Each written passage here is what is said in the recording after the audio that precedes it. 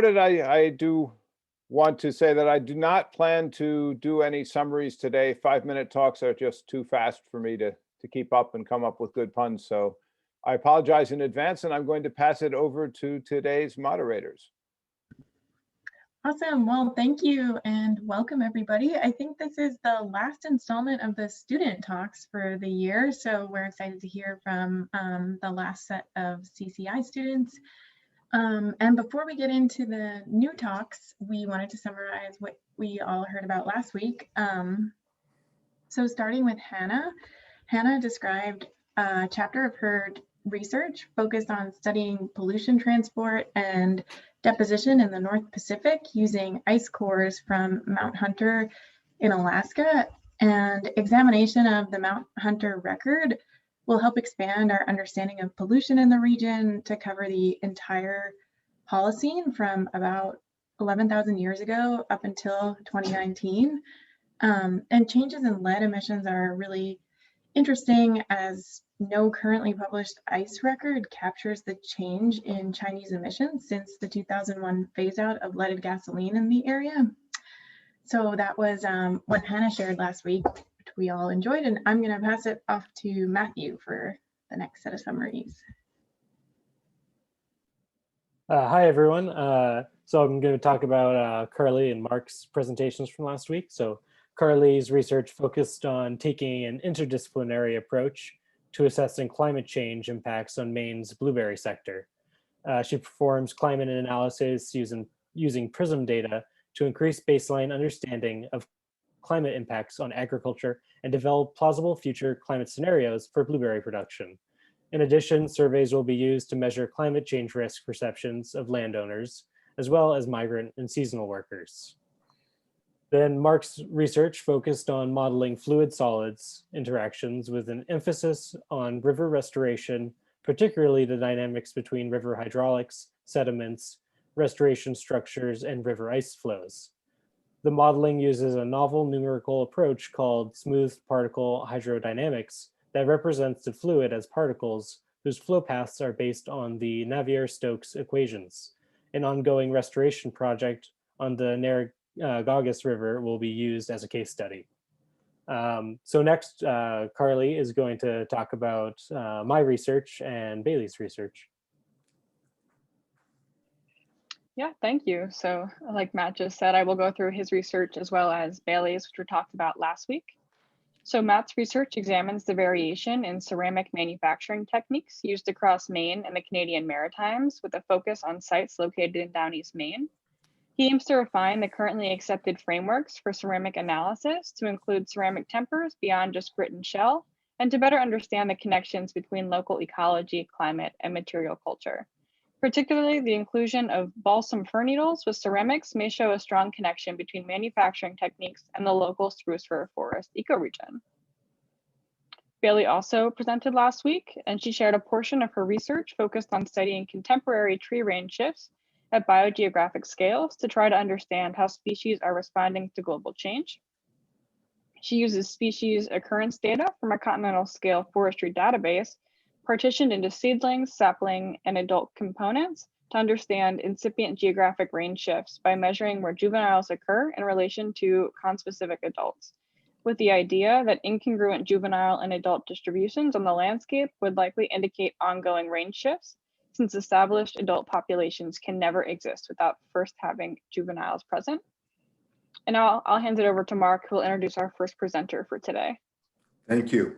So the first presenter will be Emma Erwin. She'll be talking about developing full Stokes numerical ice flow models to better understand glaciological processes at ice core sites in Alaska and Canada. Thanks, Mark. Get my screen shared. All right, hopefully that is visible. And great, thanks. As Mark said, my name is Emma Erwin. I'm in my first year as a master's student in the School of Earth and Climate Sciences, and I have an affiliation with CCI through my advisor, Seth Campbell. And as Mark mentioned, I'm going to be talking a little bit about my research project today, which involves developing full Stokes numerical ice flow models to better understand glaciological processes at ice core sites in Alaska and Canada. In particular, I'm interested in investigating basal boundary conditions and the impacts on ice flow dynamics. The study sites that I'm working on modeling involve ice core sites in Alaska and Canada, including Mount Hunter and the Eclipse ice field and the PR Cole on Mount Logan. In addition, I'm also working on developing a numerical model for the Taku Glacier on the Juneau ice field in Southeast Alaska. So why model ice core sites? Well, as most of us know, ice cores are a key tool for studying and analyzing past climate, but they often rely upon the assumption that the age in the core is simply depth dependent. Generally, ice divides are selected for ice core drilling sites to minimize upstream interference.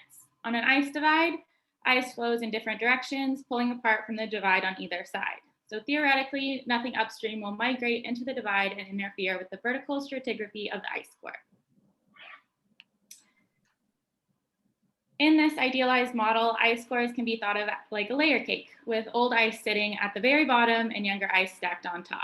However, as layers accumulate, the older layers are compacted due to deformation and can become quite thin or even squeeze out of the column. The deformation of the vertical ice column can therefore affect the interpretation of ice cores. Observations and quantification of flow fields are often limited to surface observations, which don't provide the full picture of ice flow, particularly at depth. So this is where numerical modeling comes in, as it can provide key insights into the subsurface velocity field, allowing for improved constraints of both the deformation field and the age-depth relationship of ice core sites. Over the years, numerical modeling has developed substantially, starting from one-dimensional to two-dimensional and now three-dimensional capabilities. Using spatially distributed three-dimensional models provides the best insight into subsurface velocity fields, which I'm interested in investigating, and they're particularly valuable when seeking to understand how basal conditions can impact flow dynamics near the bed. For my modeling endeavors, I'm using the full Stokes model rather than the shallow ice approximation, because it provides a much more detailed information about the spatial variation of flow and the deformation field. The Stokes model uses a simplification of the Navier-Stokes equations by considering that the surface and body forces are roughly in balance, which allows the acceleration term to be considered negligible, making the equations more solvable. The full Stokes model is able to account for all 9 stress tensors on each finite element, each of these little boxes that we consider as each little element in the 3D model. Whereas the shallow ice approximation neglects the longitudinal and transverse stresses. These aspects are particularly relevant when considering ice flow at depth or when investigating basal conditions, which is why I'm using them in my models. My research goals center upon investigation of the basal boundary conditions, or what's happening at the very bed of the ice, and the impact on flow dynamics. And I'm working on modeling a few different sites, as mentioned before, starting with Mount Hunter. The goal for the Mount Hunter model is to be able to allow for improved interpretation of ice core analysis, with particular attention to investigating possible overturning of the ice near the bed. On this slide, we can see both the Mount Hunter site at the top and then a few different working models that I've got. The image on the left shows the velocity field of the entire site, while the image on the right shows a highlighted cross-section. In the coming semesters, I'll be working on refining the model to try to capture the velocity field with more precision and compare it with velocity field measurements taken from service measurements, and seeing if I can progress it to hopefully at some point a transient model, which would show the change in the velocity field over time due to different parameters like changing accumulation rates. Next, I'm also working on developing models for the Eclipse ice field and eventually the PR Cole, with an interest in characterizing the age field for each site so that we can identify future drilling locations. The current working model of the Eclipse ice field is shown here, which shows subsurface velocity field that is a bit more characteristic of an idealized ice divide site with a bit more symmetry. This is just a rough model at this point, and I'll be working on refining it over the coming months. And finally, I'm also working on modeling the Taku Glacier with an interest in constraining the current distribution of sediment at the bed. I'm not going to go into this too much because I know I'm a little bit short on time here, But there's lots of interesting things that are happening with the Taku Glacier. It was one of the most notable glaciers that continue to advance despite surrounding glaciers retreat. And in recent years, it's begun to retreat, but the impact of the sediment at the base can help prevent it from interacting with the marine environment through the maintenance of this terminal shoal, which acts as a bit of a speed bump at the end of the glacier. So I'm interested in modeling that to see how we can estimate how much sediment remains and will be available to maintain that shoal. Here's a brief depiction of how modeling works. The first part is making a mesh using the geometry of the glacier, then building the model using inputs, constants, equations, and tuning parameters, comparing it with observed data, and continually refining the model. For my modeling efforts, I'm working with two different modeling packages, one of which is Elmer Ice, and the other is called IcePack. With that, I'm not sure if there's time for questions, but happy to answer any if there are. Thanks, Emma. And yes, there's a little bit of time for questions.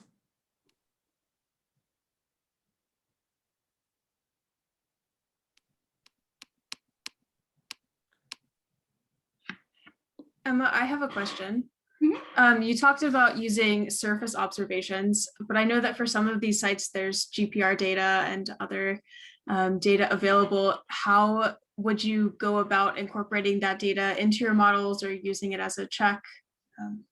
Totally, great question, Hannah. So the GPR data will be utilized to make some of that mesh geometry and to refine it to be more specific so that we can identify where those like intricacies in the basal topography are at play and how they can impact the flow dynamics.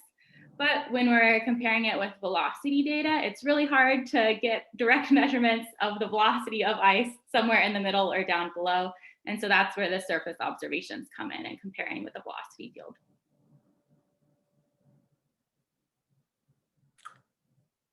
Any other questions? So our next presenter is Lizzy Gadrani. She'll be talking about high resolution laser ablation sampling of Allen Hills Blue Ice area using CCI Keck laser system. Thank you, Mark. Okay, I will share my screen. Can you see all? Yes. Thank you so much. So, hello everyone. I'm Lizzy Gadrani, PhD student in the School of Earth and Climate Science. Today I'm going to discuss future research plans, my potential project that will be related to using Keck facility ultra high resolution laser sampling using the samples collected from Allen Hills Blue Ice area. So we believe that ice core can provide unique high resolution records of past climate and atmospheric composition. And traditionally ice core records were used to develop ultra high quality paleoclimate records. And here is shown some of deepest ice cores drilled in Antarctica that resulted in oldest records. For example, Epicodome C covered 800,000 years, Vostok is about 400,000 years, Dome Fuji close to 700 years, and Taylor Dome is close to 300,000 years old. And today I will focus on new way of collecting similar records that come from Blue Ice area. On the right image shows the location of Blue Ice area, and it's showing you that ice is flowing to the surface, and this direction of ice flow shown here is approximate direction for this place. Ice hits a Nunatak, and ice comes to the surface, and this location of the Allen Hills is ideally located to capture climate changes within the Ross Embarrassment and the Transantarctic mountains. So Allen Hills has been an area of interest since the 1960s, when scientists started finding meteorites that had struck Earth long ago. And first Japanese expedition collected here several meteorites, and it took a while to explain how is Blue Ice area formed.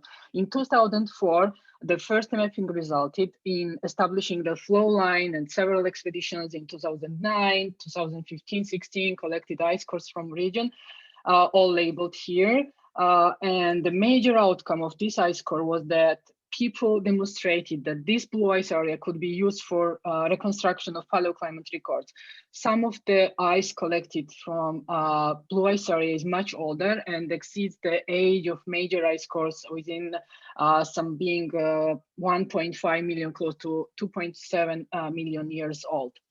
The driving question we have moving forward are what can we do with the ice core samples, and what can this ice tell us about the major climate shifts that took place in this area. So we have really well developed in ice from this region, and this time period will be outmined focus, and we will not focus on the old ice, as our goal is to understand what happened during the last interglacial. So we also hope to learn about the potential implication for collapse of the West Antarctic ice sheet and the role of all this change in East Antarctica, because Allen Hills is uniquely located between West and East Antarctica, and we can actually investigate how potential changes in West Antarctica impact the East Antarctica and the Ross Sea region. So to answer some of these questions, we would like to develop ultra high resolution records from selected intervals of Eemian ice from the blue ice area, and we plan to sample these transitions and develop ultra high resolution changes in atmospheric circulation from this time interval. And LAICPMS is one of the most exciting analytical technologies available, because it can perform ultra high sensitive chemical analysis down to parts per billion level without any sample preparation. And in the end, I can say that my current research question that potentially might change, because it will depend on what we're going to develop. But for now, we will be working on understanding why and how this rapid change took place in East and West Antarctica during the Eemian. So this is all for now. I want to take this opportunity to thank my supervisors, Paul Majewski and Andrea Kurbatov, for assisting me through this challenging time. Thank you. And thank you. Are there any questions?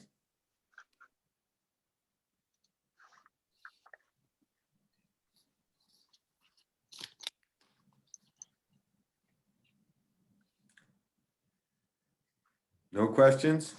Okay. Our next presenter is Meredith Helmick, and she will be talking about cryptotephra in South Pole ice cores. Thank you, Mark. I'm gonna work on sharing my screen here.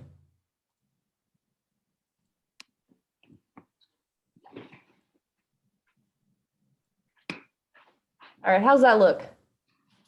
Good? Yes, it looks fine. Okay. All right, so hey everyone, my name is Meredith Helmick, and I'm a first-year master's student here in the School of Earth and Climate Sciences. I'm advised by Dr. Andrea Kurbatov, and my master's research focuses on cryptotephra in the South Pole ice core. So first, I'd just like to take a minute to just define a few terms for you. So we use the term tephra to describe the rocky material ejected from an erupting volcano, including ash, lapilli, and blocks and bombs. And as you can see, these are categorized by their size fractions. Cryptotephra, on the other hand, describes these very distal tephra deposits formed by very, very small tephra particles of about 10 to 50 microns in size. These particles can travel very far through the atmosphere, and when deposited, form these invisible layers within the stratigraphy. So I'm interested in these small tephra particles for several reasons. First, tephra can be used to help link, date, synchronize geological, paleo-environmental, and archaeological sequences and events. Because volcanic eruptions are instantaneous with respect to geologic time, their deposits serve as asynchronous time markers, which allows us to correlate between sites of interest based on the presence of these materials. In cases of powerful eruptions, explosive eruptions, volcanic material can actually be ejected high into the troposphere or even the stratosphere. And when this is the case, these small tephra particles be very widespread in their deposition. We can even see global deposition, which will allow us to correlate these sequences over very, very long distances.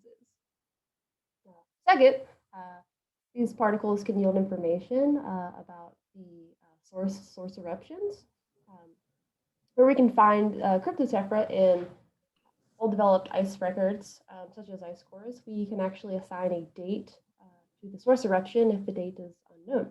We can also use these findings to improve our calculations of the total volume of material ejected by eruptions, as cryptotephra deposits are not normally used in these calculations, despite about or up to 30% of the total volume ejected being from these cryptotephra deposits. And lastly, they can shed light on the relationship of volcanism and climate, as volcanic sulfate emitted during eruptions is a major driver for natural climate variability. So my main research goals for this project is to work at piecing together the volcanic history as it's preserved in the South Pole Ice Core, or the SPICE core, as we like to call it. I hope to identify source eruptions of the cryptotephra found within the core. I hope to potentially aid in constraining the timing of volcanic events where possible, and also that deposition. And learn anything I can about the magnitude of volcanic eruptions and how these eruptions may have affected or impacted global climate. The next few slides will sort of serve as my current research plan to reach some of those goals. First, I will start by isolating volcanic signals within the record using previously acquired data. So I look for peaks in sulfate, shown here in orange, and also peaks in insoluble particles, shown down here in black. As you can see, these particles, the particles in the sulfate peaks do not perfectly line up. That's because they sort of settle out of the atmosphere at different rates. So finding a perfect sampling interval is somewhat of an art. But once the signal is located, I will sample at that corresponding depth for these particles. Once sampled, I'll melt and evaporate the ice, hopefully leaving behind particles. And then that will be mounted into these 1-inch mounds shown at the top here. Then they will be sent over, and I will look at those in SEM, where I will collect these high-resolution images as shown at the top right here, and also collect some measurements of the major elemental oxides. In the bottom there on the right, that's an image of a spectrophile, which is actually the measurements collected from that particle shown on top. And lastly, the last step so far, after SEM EDS analysis, I will compare my results to that of known eruptions that have occurred around the same time as the corresponding sampled ice interval. Here are a few Harker variation diagrams showing the geochemical composition of blast shards extracted from the SPICE core compared with potential volcanic sources. This is actually taken from a paper from a former student, Laura Hartman, where she found evidence suggesting that the large sulfate peak seen in all of these ice core records was actually not from the 1450 CE Kauai caldera eruption, as folks previously thought. So findings such as this can be very important for understanding volcanic history and also improving the accuracy of paleoclimate models. So thank you for listening to my presentation on cryptotephra, and I hope to get back to you with any new results. Thank you. Are there any questions? I have a question. So can you find this cryptotephra in terrestrial sedimentary deposits, like, for instance, lake cores or archaeological sites? And if so, could they serve as chronological markers? Absolutely. Yeah, actually, my undergraduate project, I actually worked with a lake core from the Midwest searching for cryptotephra. So yeah, it's the field itself. It's not super big here in the U.S., but there are a lot of cryptotephra studies done in Europe. So yeah, it definitely could be used for that. It's definitely a good application for cryptotephra use. Cool. Thank you. Mm-hmm. I have a question also, actually. This is really interesting. And one thing I'm wondering is how far from an eruption can the cryptotephra be deposited? So would you be looking right at, say, bases of volcano? I mean, I guess if there's not ice there, you can't, but I Yeah, guess how does so that work? yeah, so in sort of chronological studies, you can look right at the in the proximal sites in those zones where, of course, the particles will be much larger, but it all just depends on the size of the eruption, how explosive it was, the wind patterns. Like I'd mentioned, if the ash plume reaches high enough altitude, if it reaches sort of that stratosphere, they can be deposited worldwide. So you can find them anywhere Mhm. if the conditions are correct.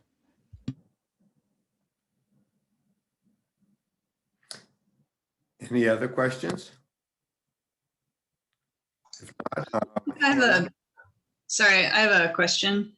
I was curious if there's like a general duration of time that these cryptid particles stay in the upper atmosphere. And so like for thinking about chronology and like what kind of time difference there might be between the eruption and then the deposition. Yeah, so there is a little bit of a lag time, which can be a few months or a few weeks. But also in these very large eruptions, folks have documented what they believe to be sort of these particles staying in this atmosphere for up to like 2 years. So again, it all just depends on the size of the eruption. Thanks. And thank you, Meredith. So the next moderator is Hannah, and I'll let her do her presentations. All right, thank you, Mark. Our next presenter is going to be Paloma Henriques, and she's presenting on co-creating sustainability metrics with small-scale fisheries.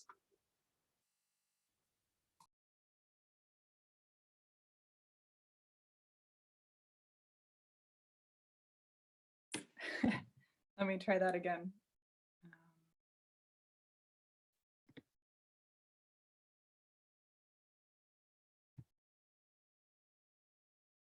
Okay, are you seeing that full screen?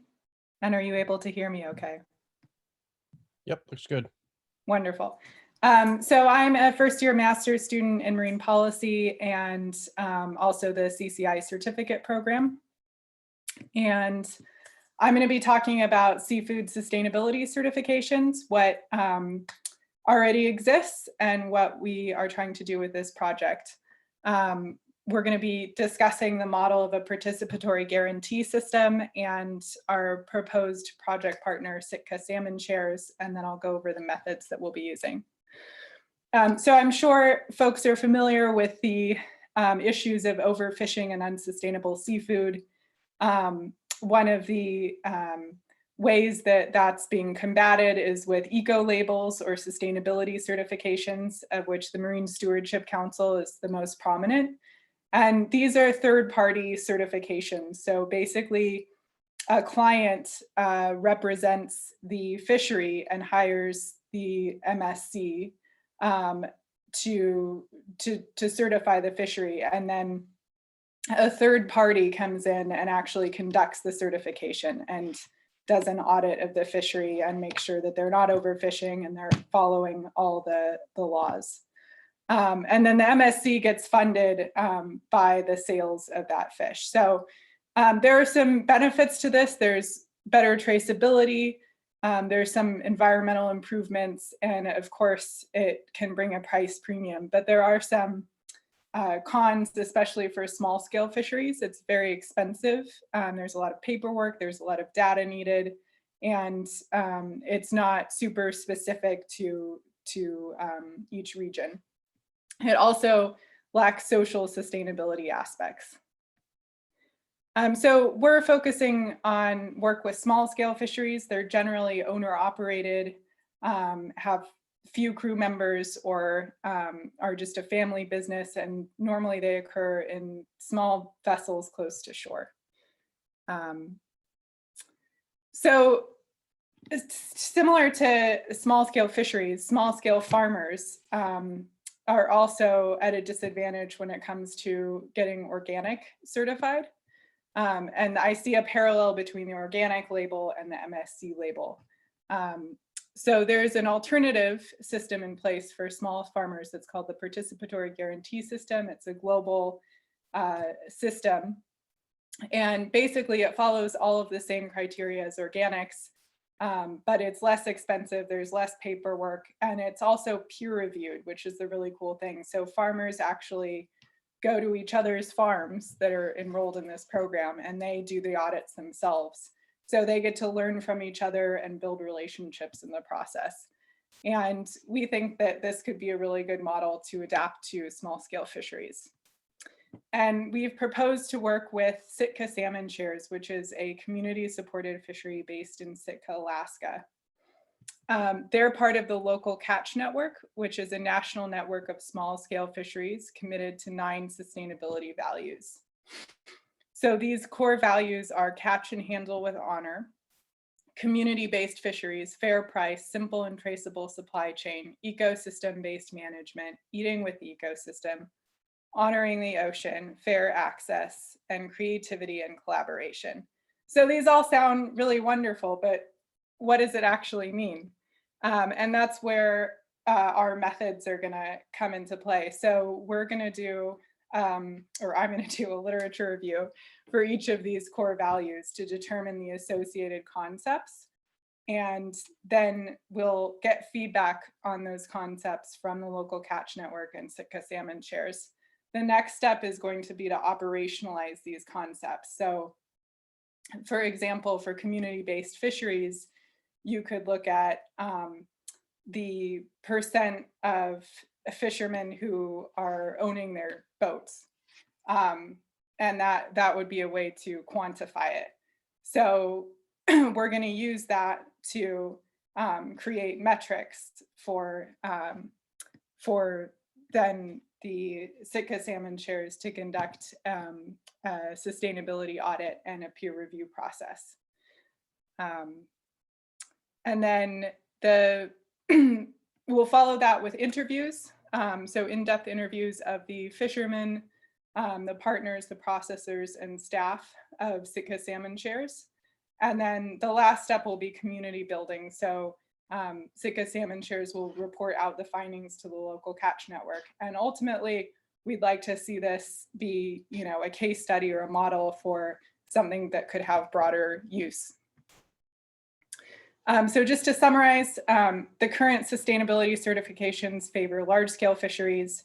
Participatory guarantee systems are an alternative that could provide a good model. And we'll use a variety of social science methods to create a trial of a PGS for Sitka Salmon Shares. So thank you to my advisor, Joshua Stoll, our partners, Kelly Harrell and Michael Cohen from Sitka Salmon Shares, and my committee members, Cindy Eisenhower and Megan Bailey. And I would like to welcome any questions or clarifications. Yeah, we have time for some questions if there are any from the audience. Have you or your organization had any thoughts about reaching out to some of the native communities in Alaska for small scale fisheries development? Yes, I would like to do that. One of the partner fisheries that's affiliated with Sitka Salmon Shares is a indigenous owned fishery. So I think that that's definitely applicable and important. Great, thank you.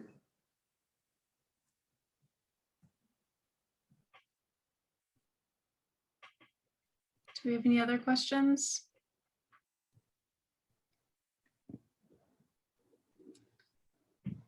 All right, well, thank you so much for your talk. Our next talk is by Andrea Tirrell.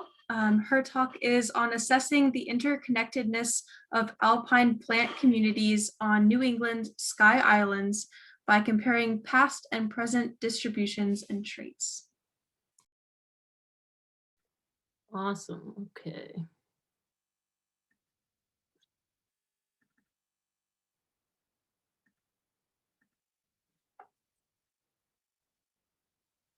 So can everybody hear me okay? Cool. So yeah, my name is Andrea Tirrell. I'm a first year's master's student in the Ecology and Environmental Science Department, and I'm affiliated with CCI. I'm working with Jacqueline Gill on the New England Sky Islands project, and today I will be sharing with you how I fit into this larger project.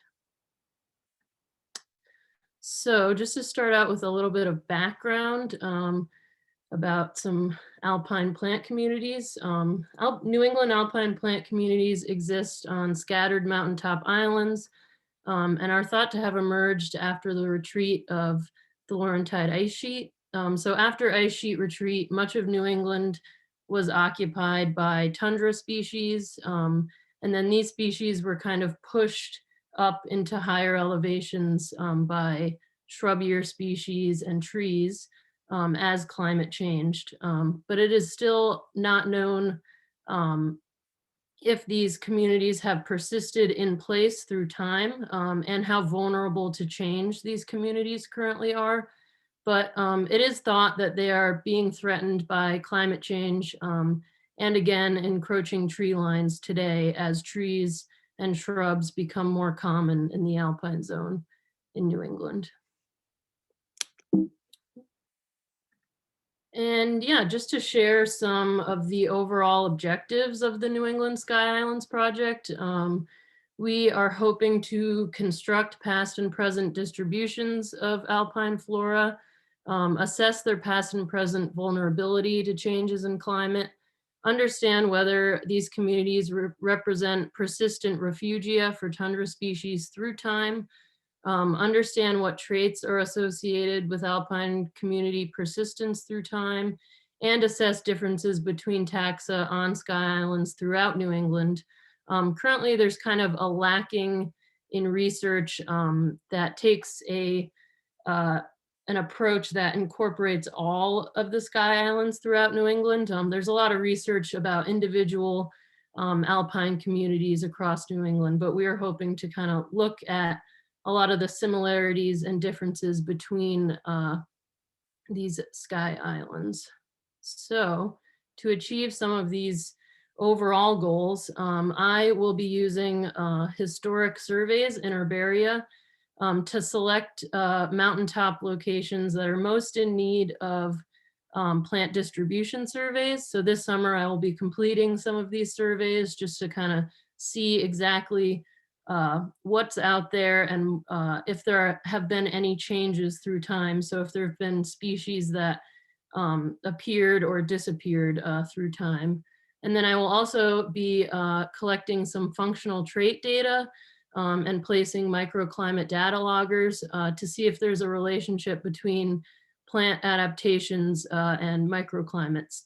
And then hopefully I will be able to compare some of these functional traits to existing herbaria that also have functional traits.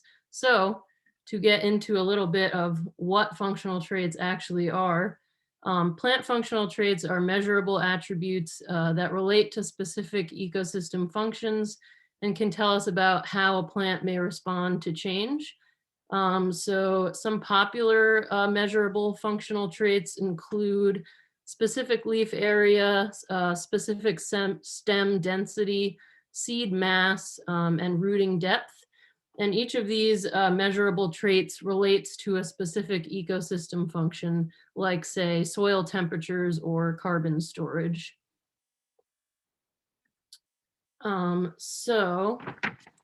By comparing these traits and community compositions across peaks, I'm hoping to illustrate possible similarities and differences in community composition and adaptations in a changing climate. So these are some of my proposed field sites. And as you can see, some are kind of more clumped together in an archipelago arrangement, whereas say Katahdin is kind of an island in its own sea. So I'm predicting that some of these peaks that exist in more of an archipelago and are in closer proximity to other alpine areas may be more similar in their community assemblages than, say, Katahdin off on its own. And just to kind of pull it all back together, I will be looking at community composition across peaks and functional traits and microclimate across peaks to assess alpine plant community response to change through time and geographic space. And here is the species I have chose to focus on while measuring functional traits. This is Diapensia laponica. It's an alpine specialist in New England, although it is also a circumboreal tundra species found at higher latitudes. But in New England, it's kind of a telltale sign that you're in the alpine zone above tree line. So I'll hopefully be collecting some of these plants across peaks, measuring some functional traits, and then also placing microclimate data loggers in Diapensia communities to see if there's a relationship between adaptations and microclimates. And yeah, so thank you. Thanks to my advisor, Jacqueline Gill, and my committee and everyone in the BEAST lab for their support. And I'm happy to take any questions. We have time for a question or two, if there are any.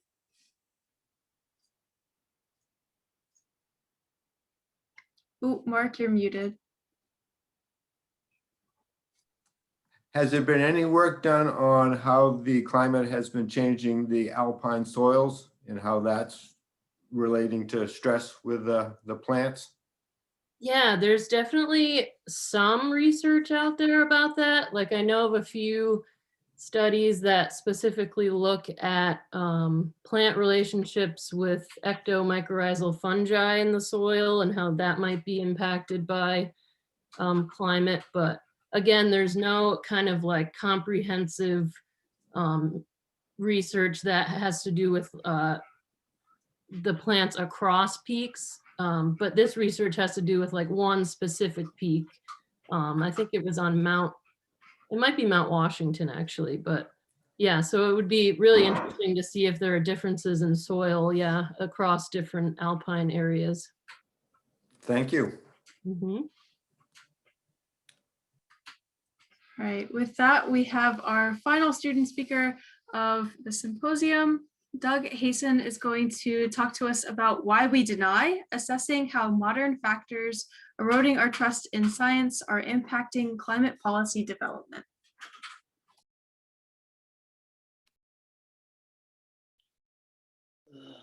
Right, let me see if I can do this. Can you all see my screen?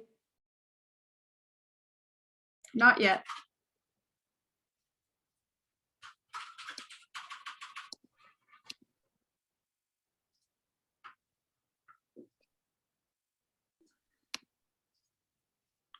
All right, so I share a screen and then how do I get my PowerPoint on?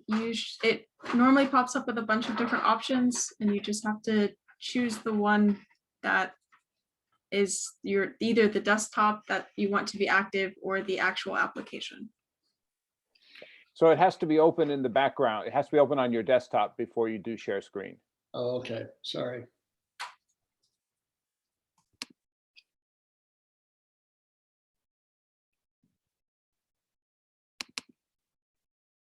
How's that?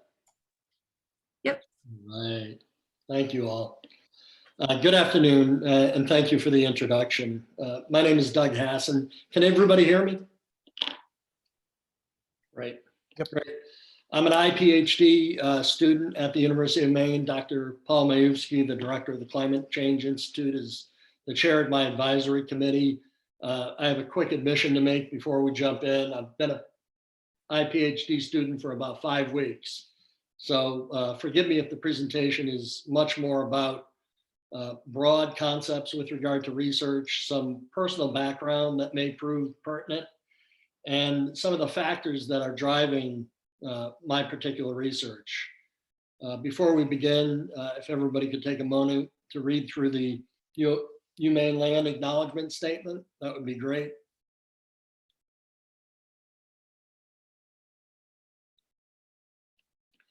My background is as a professional political operative.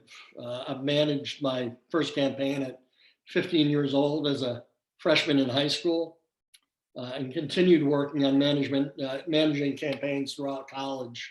After college, I went to New York City and was hired by the advertising firm Young and Rubicam, which at the time was the largest ad firm in the world.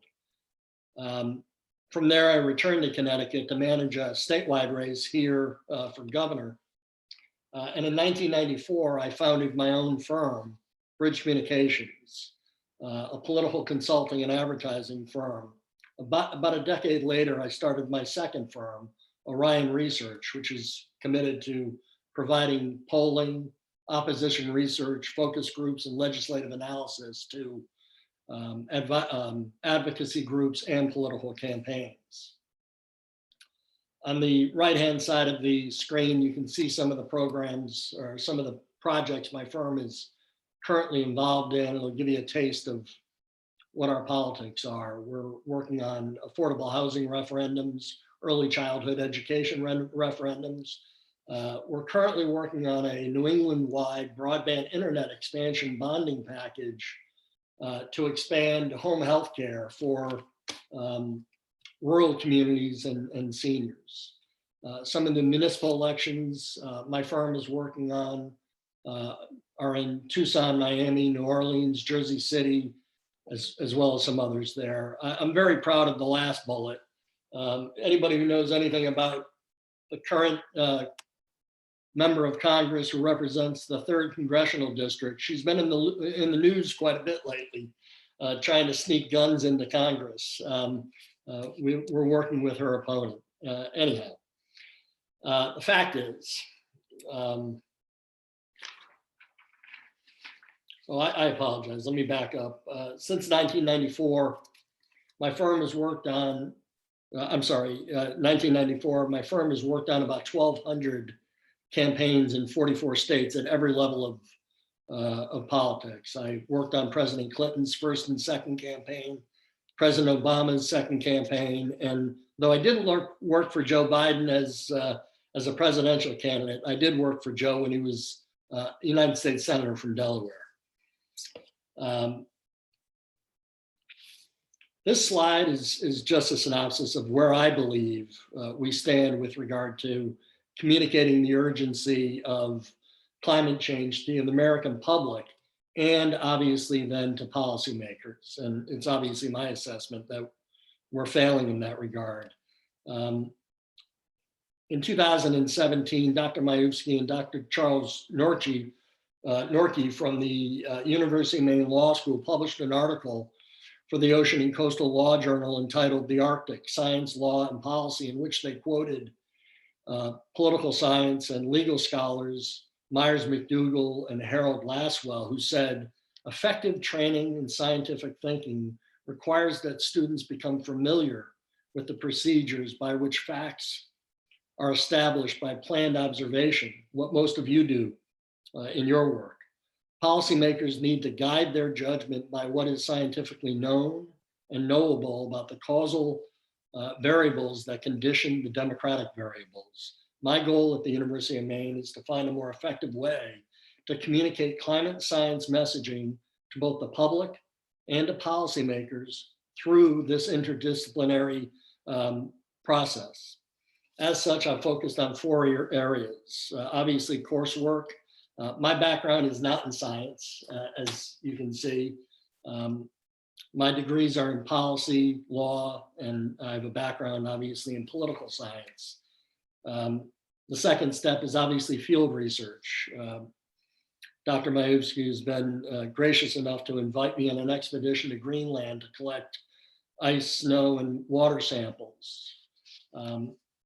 Third, I've discussed a project with Dr. Burkle to cross-reference predictive political data with climate reanalyzer data to determine whether or not meaningful trends exist. And finally, as stated, I'll be working with a diverse set of academics and scientists at UMaine and other institutions to find better ways to communicate the realities of climate science to the public and hopefully facilitate quality policy as a result. But we have some hurdles. This slide shows some of the results of a study produced last year by Yale and George Mason University's climate communications programs. This graph shows that as the threat of global warming gets closer to home, to individuals, individuals are less willing to recognize the realities of the threats around climate change.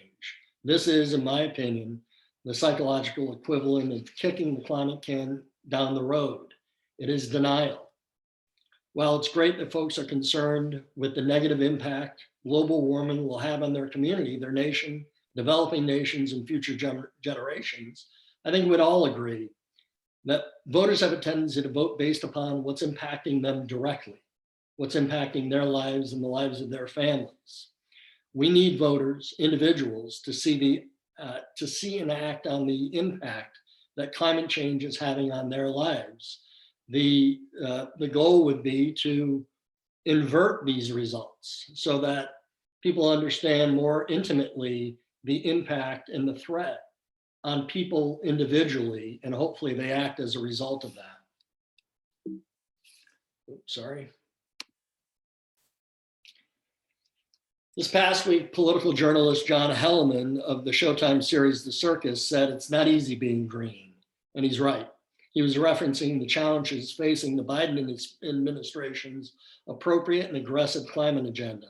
Helliman echoed a growing concern among climate advocates that as the Biden administration, as well as state legislatures across America, seize on recent reversals in climate policy initiatives, the challenges are going to become more pronounced. The slide shows some of the inherent challenges of advocacy efforts in the modern political arena. First, the shrinking persuadable population. When I started in politics 40 years ago, 40+% of the voting population was considered persuadable. In other words, they had an open mind. Today, in the context of a political campaign, persuadable voters make up about 15% of the voting population, which simply means there are fewer folks out there with open minds. In my opinion, climate science also is at risk of becoming the victim of dog whistle tactics. For those who don't know what dog whistle tactics are, it's sort of a code that is meant to communicate a specific predisposed subset of the population. For instance, most of the country, when we talk about family values, a candidate means quality jobs, quality education, care for our seniors, safe streets. But in the Deep South, in the Bible Belt, if you will, political operatives use the term family values to indicate a candidate's specific position on women's reproductive health care rights. Similarly, Second Amendment right advocates don't talk about public safety. They can't. 20,000 people a year die due to gun violence in this country. So they talk about the erosion of guaranteed constitutional rights and freedoms. Finally, we live in a bumper sticker world. Science of any kind is at odds with this fact. People absorb the vast majority of their information in 15-second snippets. Obviously, communicating complex scientific findings in 15 seconds is challenging. Some other challenges. We now live in a post-truth society. Traditionally trusted institutions such as science, academia, the news media have been subject to an onslaught over the past several years. Just 40 years ago, Walter Cronkite was known as the most trusted man in America. Can anyone on this call conceive of a network media personality carrying that same moniker today? It's important that everybody see this shift as intentional. Certain leaders and their allies don't want the public, or at the very least segments of the public who lean towards their beliefs to get their information from sources who might be critical. Obviously, another challenge are special interests. Over the past several decades, the fossil fuel industry has spent $4 billion on advertising. In 2020, they spent over $110 million on lobbying. Why? Global subsidies for the fossil fuel industry top out at about $1 trillion. And in 2020, The profits in the fossil fuel industry exceeded 250 million. Billion. It's about the money. And the fossil fuel industry, for those who remember the tobacco wars, and I'm old enough to remember those, is using the tobacco industry playbook, including emphasizing negative economic impacts of a green economy, paying scientists to deliver research that instill doubt, attacking what they call junk science, that find any harm associated with greenhouse gas emissions, making self-regulatory pledges, introducing safer products. Can anybody say clean coal? And simultaneously manipulating and denying the negative impacts of gas emissions, greenhouse gas emissions. Anybody who doubts that this battle is waging simply needs to turn on Fox today and listen to what they're saying about the Texas blackouts. It's all about the wind turbines and sustainable energy. Conversely, turn on CNN and they're talking about the lack of regulatory oversight in Texas over the energy. The point is they're playing to their bases. I just would offer that maybe one of those outlets is being slightly more honest than the other. The last slide and the last challenge that I'll talk about today is the notion of tribalism. Yale professor and author Amy Chow describes tribalism as the human instinct to want to belong to a group of people who are like you. Well, that doesn't sound so bad, does it? I'm a Red Sox fan. I like to talk to Red Sox fans, and we all know what the other side of that equation is. Well, the problem is when you're the member of a tribe, the belief system inherent to that tribe becomes gospel, coupled with the fact that with the reality that we now have news outlets and social media sites that unscrupulously perpetuate their position to their faithful, regardless of the facts, the challenges become clear. It's incredibly easy to convince members of a tribe of erroneous positions, while nearly impossible to successfully contradict the tribe's issue positions. Just again, some goals for my PhD program. As I said, we're at the very beginning of this process. I would be wide open to suggestions about how we might get to the bottom of this. I do look forward to presenting the findings of some of our research in the future. And with that, I'll say thank you. And are there any questions? All right. Thank you so much, Doug. We welcome you to the CCI community, and thank you so much for your talk. I look forward to seeing how this goes. And I think that unfortunately we don't have time for questions, but perhaps you would be willing to get emails from people if they do have any questions. Doug's email is on the screen right now. With that, I'll turn it over to Bailey for a final wrap up. Yeah, so I think we just wanted to say thanks once more to everybody who gave their talks today, and for all the presentations throughout the last, I guess, calendar year. It's been really interesting to hear from everyone. And if there's any final thoughts, yeah, I think you can reach out to the speakers, and we'll all be hopefully seeing each other sometime soon. But thanks, everybody. Hi, everybody. Thank you all. Just before we go, remind you that although we finished at least almost all of the student talks, we do have more talks planned. There is one next week. The calendar will get filled out very soon for the other weeks. So see you all here, same time, same channel, a week from today. Bye all.